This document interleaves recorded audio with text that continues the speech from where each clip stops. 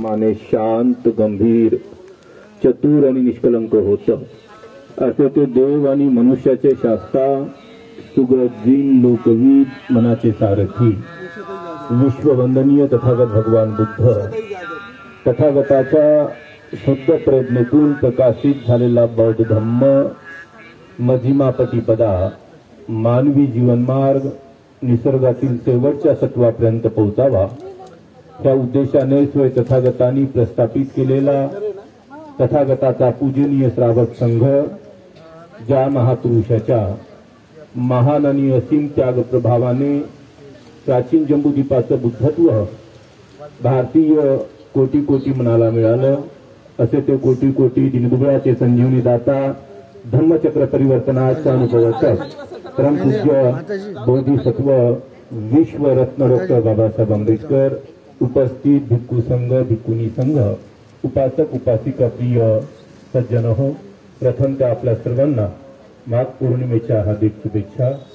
भिक्खुनी संघमित्रा महाथेरी गेल्या 25 वर्षापासून या सुतारक नगरीमध्ये धम्माचं काम करत आहे। त्यांना आम्ही अतिशय विलेपार्ल्यापासून ते चैत्यभूमीपर्यंतचा प्रवास आणि चैत्यभूमीपासून नालासोपाऱ्यापर्यंतचा प्रवास हा पूर्ण आम्हाला त्यांचा माहीत आहे। भिक्खू म्हटल्याच्या नंतर भिक्खुनी म्हटल्याच्या नंतर संघर्ष हा करावाच लागतो, कारण तर समाजामध्ये जे विहाराचे ठेकेदार असतात, कारण तो विहार बुद्धाचे मुंबईमध्ये राहिले नाही आहे, ठेकेदार त्यांना चालवत असतात। झोपडपट्टी ज्या वेळेला नव्याने बसते तर त्यावेळेला ती झोपडपट्टी कशी वाचावी म्हणून एक ध्वज निळा आणि पंचशिलेचा ध्वज लावला जातो, जेभीमचा स्तंभ लावला जाते आणि हळूहळू 10-15 जण एकत्र येऊन एका विहाराचं निर्माण करतात। समाजाच्या पैशावरती या विहाराची निर्मिती होते। त्यानंतर मात्र त्याच्यामध्ये एक जण त्या विहाराचा मालक बनतो आणि मालक बनल्याच्या नंतर वास्तव्य करणाऱ्या भिक्खूंना स्पष्टपणाने सांगतो, भंतेजीने वर्षावास झाला की विहारात थांबायचं नाही। मग कुठे थांबायचं? वर्षावासापुरतं चकलं करायचं आणि वर घ्यायचं का आणि परत घरी जायचं? थांबायचं नाही, विहार आमचं आहे। मी गेल्या अनेक वर्षापासून मुंबई कोकण इतकंच नव्हे राजस्थान पर्यंत सुद्धा विहार आहेत, पाहिली, सर्व गोष्टी पाहिल्या, पण बुद्ध आणि बाबासाहेब केवळ फोटो स्वरूपामध्ये आणि मूर्ती स्वरूपामध्ये जिथे आहेत। विहाराचे खरे चालक मालक जे लोक असतात त्या लोकांमध्ये ऍटलीस्ट माझं एवढं म्हणणं आहे की जो कोणी अध्यक्ष बनेल किमान त्याला तरी त्रिशरण पंचशील ग्रहण करून त्याचं आचरण करता आलं पाहिजे आणि त्याच्या कुटुंबाला तरी धम्म कळायला पाहिजे।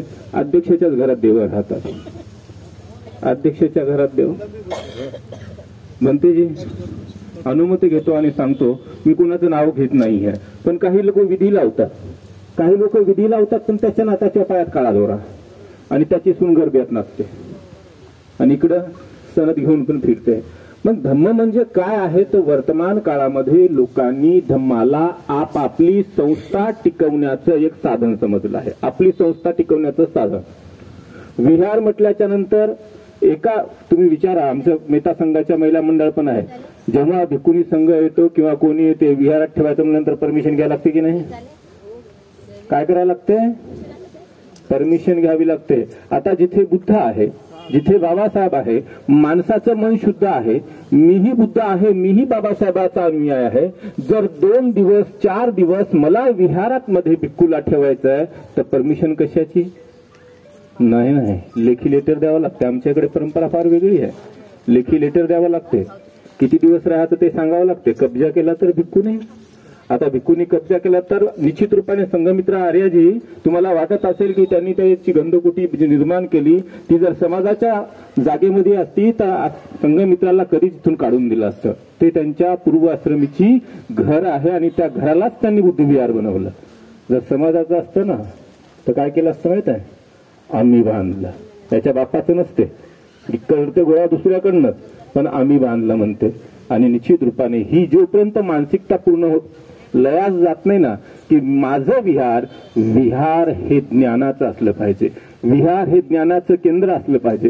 त्या विहारामध्ये येणाऱ्या प्रत्येक माणसाला ज्ञान कसं मिळेल, प्रज्ञा कशी मिळेल, शील कसं मिळेल आणि त्याच्यातून आपल्या समाजाचा विकास कसा होईल अशी कामं त्या विहारातून केली पाहिजे, तर ते बुद्ध विहार. अन्यथा एप्रिलला खोलणे, जयंती करणे आणि त्याच्यानंतर काहीच नाही आहे तर ते बुद्ध विहार होत नाही. बाबासाहेबांची संकल्पना बुद्ध विहाराच्या बाबतीमध्ये फार वेगळी होती आणि मला वाटते ती संकल्पना आता हळूहळू काही लोक तिला पूर्णत्वास नेण्यासाठी प्रयत्नशील करत आहेत. बाबासाहेब म्हणतात की गाव तिथे बुद्ध विहार असणं गरजेचं आहे, गाव तिथे बुद्ध विहार असणं गरजेचं आहे. पण याचाही काही लोकांनी विपरीत परिणाम केला. म्हणते गाव तिथं 2 बुद्ध विहार केले.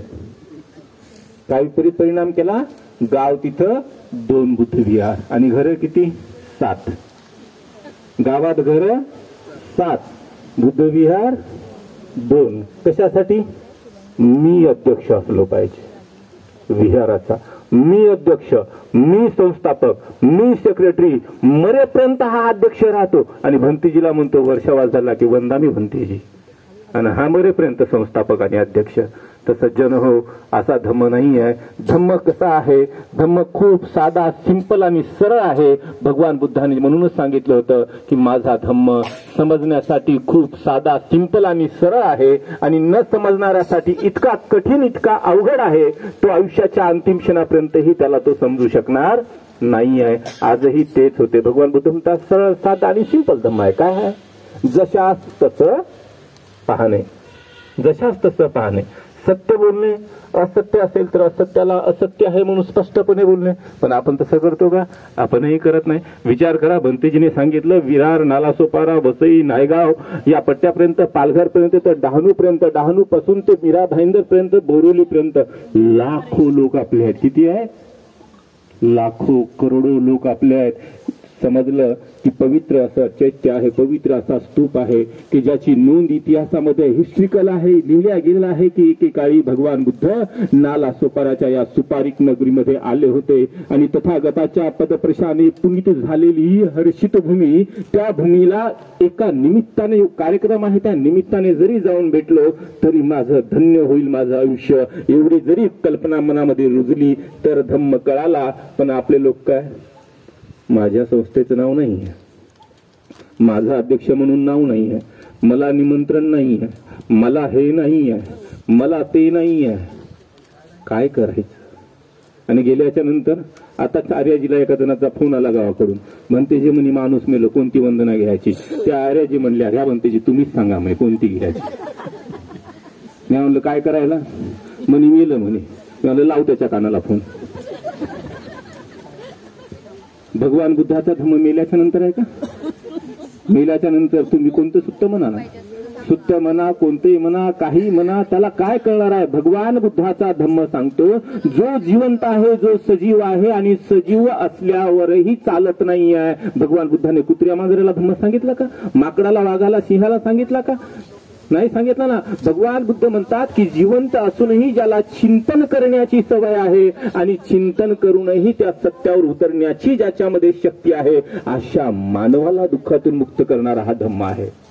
नाही तर भगवान बुद्धांनी म्हटलं असतं माकडाने मत दिलाच होता, माकडाने मत दिला होता, भगवान बुद्धाला दान म्हटले असते बस रे बाबा तू आता इथं, आता काय नाही, तू रोज मध आणून देत जा, मी मध खात जातो, तुला मेडिटेशन शिकवत जातो. माकडं पण म्हणले असते ओके भगवान थँक्यू, चांगला आहे, खूप मधुगोड आहे भगवान म्हणले असते. पण भगवान बुद्धाला माहित होतं की सर्वात जहरीला प्राणी कोणता आहे? सर्वात जहरीला प्राणी कोबरा नाही आहे, नाग नाही आहे, मनुष्यासारखं जहर कोणीच सोडत नाही आहे. मनुष्याचं जहर इतकं विषारी आहे मरेपर्यंत विसरत नाही आहे. काही काही तर जहर डोळ्याने सोडतात, काही काही जहर डोळ्याने सोडतात, काही काही वाणीने सोडतात, काही काही नुसतं मानेनच सोडतात. बघतेच म्हणते तुला नंतर. जहर सोडणं कमी आहे का? मग भगवान बुद्धांनी सांगितलं की या जहरीला माणसाला शांत कसं करायचं, तर हा जहरीला माणूस तेव्हा शांत होईल की याच्या इंद्रिय याला समजले पाहिजे, याचे इंद्रिय कोणते काम करतात ते त्याला समजलं पाहिजे आणि इंद्रियाने करणाऱ्या कामाची क्रिया यांना समजली पाहिजे. जर ती समजली तर हा इंद्रियाला ओळखेल. पण याने डोळे नुसते त्याला वाटते की मला लोकांनाच पाहायला दिले, स्वतः कधी पाहतच नाही, स्वतःकडे स्वतः कधी पाहतच नाहीये. कान दुसऱ्याच्या ऐकते, असं बारीक ऐकते. 4 लोक तिकडे बसले ना, हे इकडे असा एक कान बंद करते की माझ्याबद्दलच बोलायले म्हणते. दुसऱ्यांचं ऐकते. भगवान बुद्ध म्हणतो स्वतःच्या मनाचं ऐकण्यासाठी ते दिलेले आहे. पण स्वतःच्या मनाचं ऐकतो का आपण? स्वतःचं मन तरी चांगलं सांगते का? आपल्याला चांगलं सांगत नाही आहे. म्हणून भगवान बुद्धांनी मानवाला सर्वात प्रथम सांगितलं की बघ, तू काय बनशील काय नाही बनशील माहित नाहीये, पण माणूस बनण्याचा प्रयत्न कर. ऍटलिस्ट माणूस जरी बनला तरी हा जन्म मात्र तुझा सार्थकी गेला, पण मनुष्य बनत नाही. विहारात बघा तुम्ही, अनेक विहार असतील तुमच्याकडे. एखाद्या मीटिंगसाठी, एखाद्या धार्मिक कामासाठी करा ना त्यांना विनंती की आम्हाला धार्मिक काम करायचं आहे, 2 दिवस बुद्ध विहार पाहिजे. भेटते का? विहार कुणाचं आहे? भगवान बुद्धाचं. संस्था नाग म्हणून बसल्या. वर्गणी समाजाचीच. वर्गणी समाजाचीच ना, स्वतःच्या घरचं तर नाही का ना. वर्गणी समाजाची, सगळ्या समाजाचं. आणि भिक्षू कोणाचा आहे? भिक्षू पण समाजाचा. काही काही लोक तर आता अजून नवीनच प्रकार करायले. बिचारत आर्यशिसच्या नावाने बिल फाडायले. आर्यशिसनं भंतीजी निर्माण केले म्हणतात. काय म्हणतात? त्याच्या नावावर बिल फाडायले. अरे त्या संस्थेला काय गरज आहे? त्यांच्याकडे अरबो खरबो आणि उद्योगपती त्यांच्याकडे पडलेले आहेत. असे म्हातारे कोतारे उद्या मरणाऱ्या लोकांना कशाला ते जवळ करल? नाही नाही म्हणतात. भंतेजी, आमच्याकडे ते भंतेजी आले होते ना, बराबरच नव्हते हो. काय झालं? 12च्या नंतर जेवले म्हणे. काय म्हणे? 12च्या नंतर जेवले. मी म्हणलं तुमचा कार्यक्रम कधी संपला? नाही म्हणे आम्ही एकला चालू केला. मी म्हणलं तुला पहिले मारायला पाहिजे. काय करायला पाहिजे? पहिले तुला मारायला पाहिजे, नंतर त्या भंतीजीला बोलायला पाहिजे. भंतीजी तोंडानं मागितलं का? नाही म्हणे आम्हीच दिलं, पण त्यांनी का खाल्लं म्हणे? असे लोक आपल्या समाजामध्ये आहेत. आणि म्हणून आजही आपल्या समाजाची स्थिती अशी आहे. तुम्हाला वाटत असेल की आपला बौद्ध धर्म वर्तमान काळामध्ये 68 वर्षामध्ये प्रगतीच्या पथावर जात आहे तर कुठल्या दिशेने जात आहे? आपले महाराष्ट्रातले लोक प्रगतीच्या दिशेने जात नाही आहेत. आउट ऑफ कंट्रीचे लोक प्रगतीच्या दिशेने जात आहेत. आणि आपले कोणत्या दिशेने जात आहेत? आपल्या लोकांनी बाबासाहेबांच्या प्रत्येक वक्तव्याचा वेगळा अर्थ घेतला. बाबासाहेबांनी सांगितलं शिका, लोक शिकले. दुसरं बाबासाहेबांनी सांगितलं संघटित व्हा. संघटित झाले का? नाहीये. त्या संघटित होण्याचा अर्थ आपल्या लोकांनी असा काढला, संघटना बनवा. बघा ना, तुमच्याच गल्लीमध्ये 4-5 तुम्हाला राष्ट्रीय अध्यक्ष भेटतात. तुमच्या गलीमध्ये 4-5 राष्ट्रीय अध्यक्ष आणि एका संघटनेत काम करत नाहीत. हे आम्ही कोकणातले लोक आहे ना माताजी, गावाकडे बौद्ध जैन सेवा संघात राहतात. मीरा भाईंदर आलं की पंचायत समितीमध्ये राहतात. जी शाखा दिसेल त्या शाखेचा सचिव होतात. जी शाखा दिसेल त्याचा सभासद होतात. आणि काय म्हणतात? आम्ही बाबासाहेबांचे अनुयायी आहोत, काम करतो. नीट एकच घर सांभाळ ना, नीट एकच घर सांभाळ. एकच भांड घासता येईना आणि 4 भांड्यात जेवत बसायली. एक भांड घासता येईना नीट, वास सुटला. आणि तसंच झालं आता. एका संस्थेला, कुठल्याही संस्थेला मोठं करा किंवा न करा, संस्था कधीच मोठी होत नाहीये. संस्था कधीही धम्माचं अंतिम टोक होऊ शकत नाहीये. धम्म हा अंतिम टोक आहे. आपल्या लाखो करोडो संस्था फक्त धम्मापर्यंत पोहोचण्याचं एक माध्यम आहे. हे ज्या वेळेला लोकांना कळेल त्या वेळेला ते लोक करतील की आज आपले लोक इथे तिथे जिथे कुठे काम करतात, एकाच जागी करा, प्रामाणिक करा, चांगलं करा. पण मान कमी होतो ना, मग सन्मान कमी होतो. लोकांना काय पाहिजे? मान, सन्मान, दुसरं काहीच घेणं नाही. फक्त तुम्ही म्हणा ना साहेब साहेब. आणि माझा एक स्वभाव आहे, मी माझ्या आयुष्यात फक्त बाबासाहेबाला साहेब बोलतो. मी फक्त बाबासाहेबाला साहेब बोलतो. तू असतील बाबा तुझ्या घरचीचा साहेब, माझा नाही साहेब. बाबासाहेबाला साहेब बोलतो. मग लोक म्हणतात की नाही आहे बंतीजी आम्हाला मानच देत नाही. आता का डोक्यावर घ्यावं का?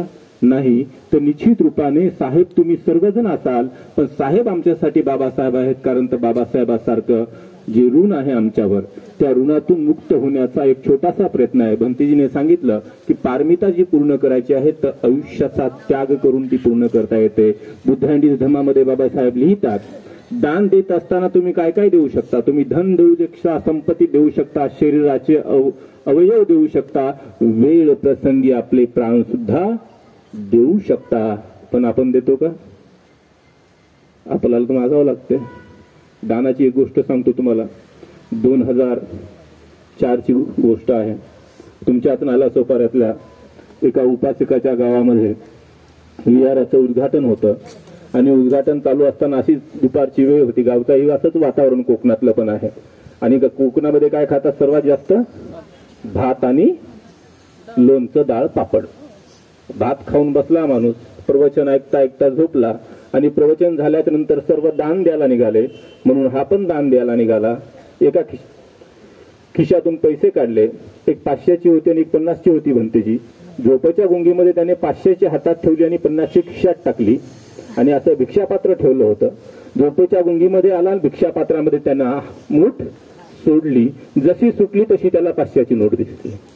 दिसल्याबरोबर त्याची झोप उडाली आणि मुलाकडे आणि आपल्या पत्नीकडे गेला आणि त्यांना म्हणते रूठ. ते म्हणे का? जा, भंतीच्या पायापड 500 दिले. उठ, जा, 500 दिले.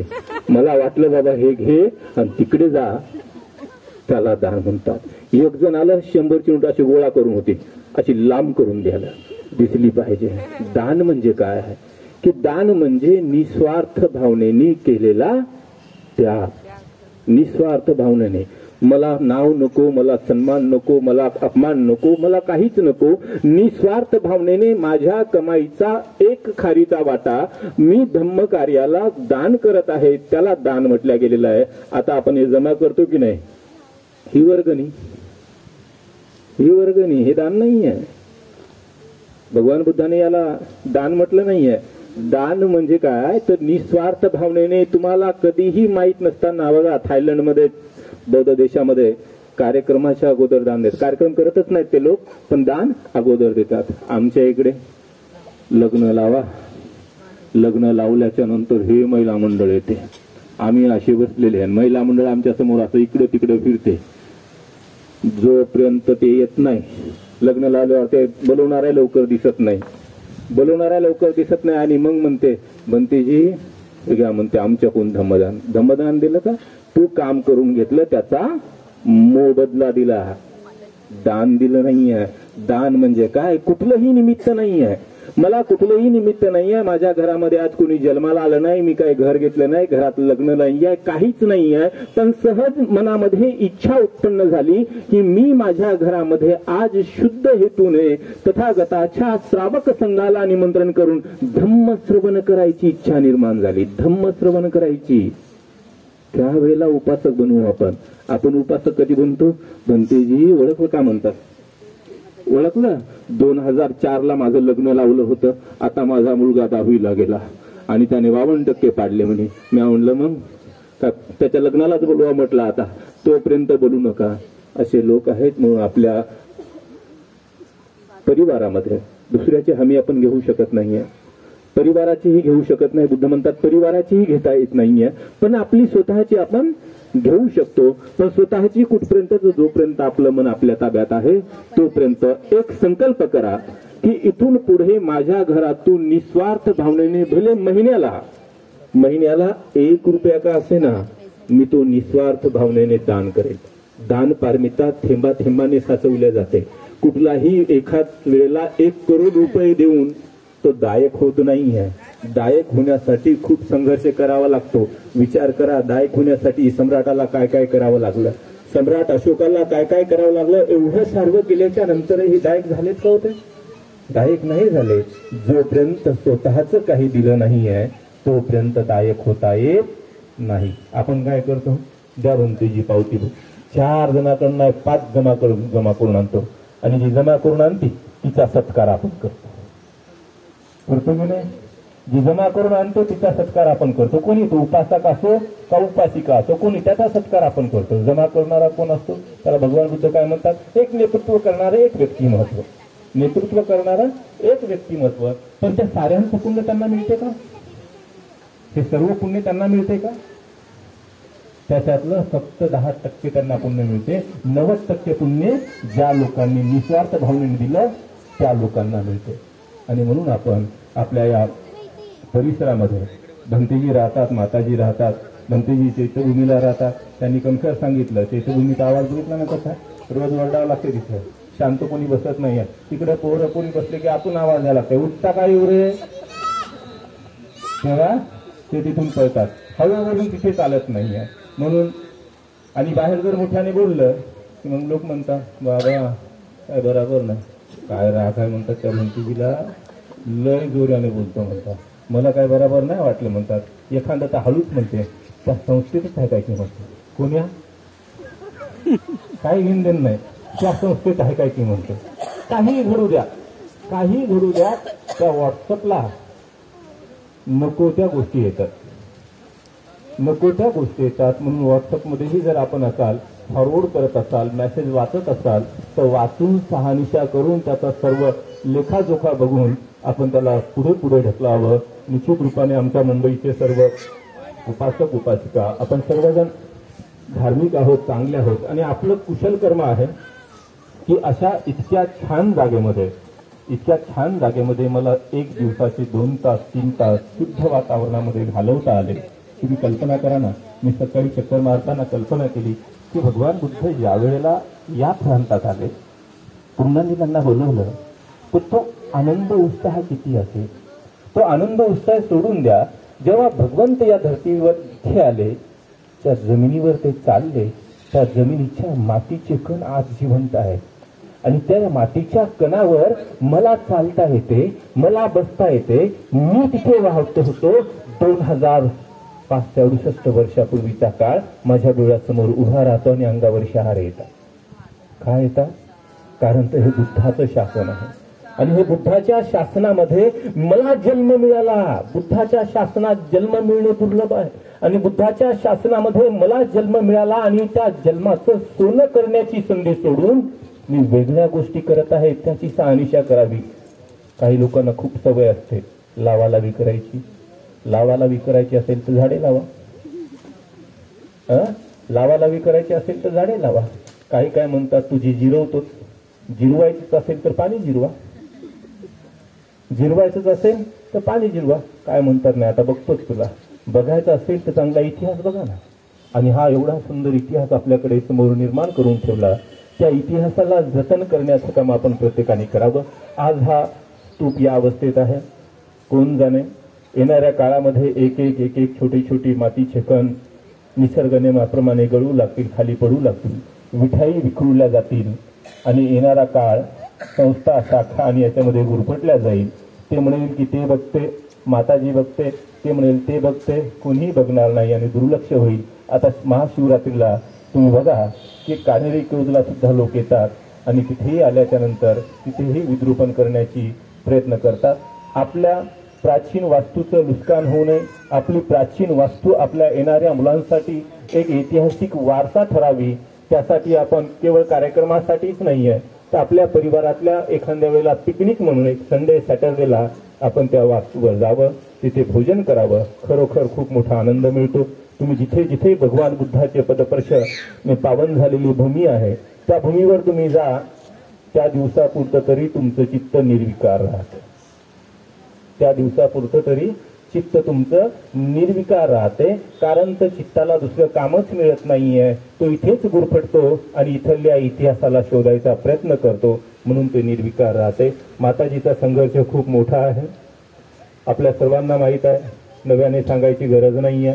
मनीषा पवार पासून ते डायरेक्ट संघमित्रापर्यंत त्यांचा तो जो प्रवास पाहिला आणि प्रवास साधा सोपा नाहीये. आणि त्या काळामध्ये एवढ्या फार सुख सुविधाही नव्हत्या आणि काही नव्हतं. आज जिथे राहतात त्या भीमनगरमध्ये, त्या भीमनगरमध्ये फार जंगल होतं. एकदा तर सगळंच जळालं होतं. जळालं होतं का जाळलं होतं अजूनही माहीत नाही, पण एकदा सर्वच जळालं होतं, काहीच राहिलं नव्हतं. अंगावरचे कपडे तेवढे राहिले होते आणि त्याच्यातूनही ते धम्मकार्य करतात, आज इथपर्यंत करतात. 25 वर्ष झाले, पाहता पाहता वर्ष निघून जातात. आपल्यासाठी वर्ष थांबत नाहीत, आपल्यासाठी कोणीच थांबत नाहीये. आपण थांबतो का? कारण आपणच थांबत नाहीये, आपणच धावत आहोत ना. जसं भगवान बुद्धाने अंगुलीमालाला म्हटलं, भगवान बुद्धाला अंगुलीमाल म्हणतो की भगवान किती जोराने पळताव तुम्ही. भगवान बुद्ध म्हणतात अरे येडा आहेस का तू, मी तर थांबलेला आहे, धावत तू आहेस. तसं आपणच धावत आहोत. मग धावता धावता आपणही थोडंसं थांबावं, थोडेसे कर्म करूया, चांगले कर्म करूया. विहार जिथे जिथे असतील तिथे तिथे त्या विहारामध्ये आपण धम्म रुजवण्याचा प्रयत्न करूया. आता मी संपूर्ण महाराष्ट्र राजस्थान फिरतो आणि मी जिथे राहतो तुम्ही म्हणतात धम्माचा प्रचार आणि प्रसारच होत नाही म्हणे. म्हणलं कसा कसा नाही म्हणे, लोकांच्या घरोघरी जायचं, लोकांच्या घरी घुसायचं. आणि ज्याच्या घरी घुसायचं त्याच्या मनाची मानसिकता तर पाहिजे धम्मश्रवण करायची. बरं ते घरी आहे का नाही तेही माहीत नाही आहे, आणि कोणत्या माळ्यावर राहते तेही माहीत नाही आहे, चाळी क्रमांक काय तेही माहीत नाही, आणि गेलोच तर काय म्हणजे हे काय भंतीचे आहे का, बाया माणसं घरात एकटेतून आला घरी. म्हणजे भिक्खू म्हणजे काय आणि उपासक म्हणजे काय? भिक्खू म्हणजे टरबूज आणि उपासक म्हणजे चाकू. टरबूज चाकूवर पडो तरी कापलं कुणाला का, चाकू टरबुजावर पडो कापलं कुणाला? मग उपासक दोन्ही बाजू घेतो. भिक्खू बिचारा तसाच राहतो. भिक्खू म्हणते कर बाबा इतके बंधन काय काय म्हणतात भंतेची, तुमच्याकडे मोबाईल, तुमच्याकडे मला आजही गरज नाही, मला मोबाईलची, मला आजही गरज नाही मोबाईलची, मला आजही गरज नाही गाडीची, मला आजही गरज नाही आहे पैशाची. भगवान बुद्धाचा धम्म सांगताना मग त्या विनयानुसार वागायला सुरुवात करा. जेव्हा जेव्हा भगवान बुद्धाला पाचारण करण्यात आलं, जेव्हा जेव्हा भगवान बुद्धाला पाचारण करण्यात आलं तेव्हा तेव्हा राजसिंहासनामध्ये संघाला आमंत्रित केलं गेलेलं आहे. राजसिंहासनामध्ये समाजाने संघाला निमंत्रित केलं. 6-6 महिने 4-4 महिने जाऊन तथागताची अनुमती घेऊन त्या भोजनाची तयारी केली जात असे. उदाहरणार्थ बुद्धांनी धम्मामध्ये बाबासाहेब लिहितात की ज्या वेळेला शुद्धोधन राजा अस्वस्थ असतात आणि अस्वस्थ असताना त्यांना असं वाटते की आता मी कधीही निसर्गाचा निरोप घेऊन निघून जाईल, म्हणून कालिदाईंना भगवान बुद्धाकडे पाठवतात आणि भगवान बुद्धाच्या भोजनाची तारीख घेतात आणि भगवान बुद्धाच्या संघाला बोलवतात. तेव्हा फोन करायची गरज नव्हती, तेव्हा प्रवासाची गरज नव्हती. आता जर एका भंतीचा फोन नाही लागला, संघ मित्रा माताजी नाला सोपारा दिसली की लावतात फोन, नाला सोपारा बिझी, गेलं नाही उचलला ना मग म्हणते प्रज्ञान आहे का हजर, मग म्हणते प्रज्ञान नाही उचलला गेला, मग धम्मश्री आहे का हजर, नाही गेला, मग शेवटी कोण आहे का बोधाचार्य, ते म्हणते जय भीम, मग बरं आहे लावा काय लावा. काय काय लोक तर लग्नात म्हणतात बापा बनतेजी तुम्ही आहे ना लय वेगळे बनतेजी आहे, तुम्ही लग्नातली गाथाच घेतली नाही म्हणतात. म्हणलं आता ही कोणती असते, आता ही कोणती नवीन असते, लग्नातली गाथाच घेतली नाही म्हणे. म्हणलं कोणती, म्हणून ते जयमंगल अष्टगात. काय संबंध या नवरा नवरीचा त्या जयमंगल अष्टगाथेचा, हाय का काहीतरी संबंध? ते 8 वचन आहेत. कोणते 8 वचन आहेत? चिंताय दुःख वचनं जनकाय मध्ये संतेन सोम विधिना जित्वा मुनिंदो तंते जसा भवतु ते जय मंगलाने. त्या चिंताने आरोप केला बुद्धावर की बघा तुम्ही तर नुसतं प्रवचन ऐकता, मी भगवान माझे आहे आणि मी संबंध राहते, आणि एक दिवस जाहीर सभेमध्ये म्हणते की भगवान तुम्ही माझी व्यवस्था करा, तुम्हाला होत नसेल तर राजा बिंबिसारांना सांगा, प्रसेनजितांना सांगा. तर त्यावेळेला भगवान बुद्ध स्मित हास्य करून म्हणतात, हे भगिनी तुझं आणि माझं काय नातं आहे फक्त आपल्या दोघांना माहित आहे, थांब तुझाही निर्णय लावतो. आता जर एखाद्याने उठलं, एखादं आलं म्हटलं की हे भंतीजी असा असा, आपण काय करू? खरंच का मा वाटलं नाही, असं वाटलंच नाही कधी, आणि बा किती चांगलं बोलत होता हा आणि असा. पण त्यावेळेला इथल्या लोकांनाही माहित होतं की सत्य जो जेव्हा जेव्हा असते तेव्हा तेव्हा सत्याला पराजित करण्यासाठी असत्याचा जन्म होत असतो, आणि असत्य इतकं पॉवरफुल असते की त्यावेळेला सत्याला थोडस झाकल्या जात असते, नष्ट करता येत नाहीये, झाकल्या जात असते, दाबल्या जात असते, पण सत्य नष्ट होत नाहीये, दबून राहील, पण एक दिवस असं बाहेर येतं. होतं ना दबून? किती वर्ष दबून होतं? 1000 वर्ष दबून होता इतिहास. 1000 वर्षाचा इतिहास पुन्हा एकदा वर आला, आणि मग तिला भगवान बुद्ध प्रवचन करताना एक छोटासा विनोद करतात, आणि विनोदामुळे सर्व लोक हसतात. आणि जेव्हा एक व्यक्ती 100,000 लोकांमध्ये बसतो आणि 1000 लोक हसतात ना, तर व्हायब्रेशन इतकं पॉवरफुल असते की त्याही व्यक्तीला हसायला येते, आणि तीही हसायला सुरुवात झाली. तिची गाठ सुटली आणि पडलं सत्य उघडं पडलं. त्या सत्यवचनाने मंगल हो. नालागिरीला मध्य पाजलं, दारू पाजलिकाला रस्त्यावर सोडलं, भगवान बुद्ध मरावयाला धडकून, त्याही वचनावर सत्यवन. आमची लोक म्हणतात गाथा म्हणा, लग्नामध्ये ही घेतली तर ती घ्या म्हणतात, ती घेतली तर ती घ्या म्हणतात. काय घ्यावं काय सोडावं काही कळेना. बाबासाहेबांनी सांगितला धम्म सरळ आणि सोपा आहे.